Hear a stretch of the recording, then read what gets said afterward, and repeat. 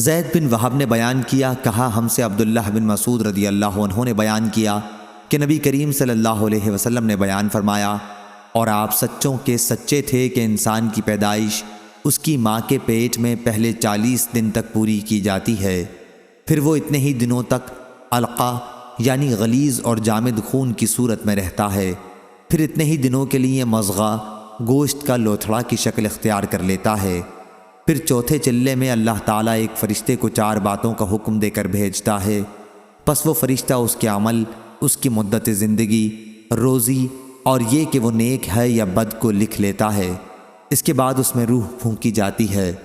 پس انسان زندگی بھر دوزخیوں کے کام کرتا رہتا ہے، اور جب اس کے اور دوزخ کے درمیان صرف 1 ہاتھ کا فاصلہ رہ جاتا ہے تو اس کی تقدیر سامنے آتی ہے،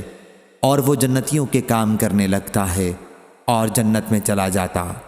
اسی طرح ایک شخص جنتیوں کے کام کرتا رہتا ہے، اور جب اس کے اور جنت کے درمیان صرف 1 ہاتھ کا فاصلہ رہ جاتا ہے تو اس کی تقدیر سامنے آتی ہے، اور وہ دوزخیوں کے کام شروع کر دیتا ہے اور دوزخ میں چلا جاتا ہے۔ صحیح بخاری حدیث نمبر 3332۔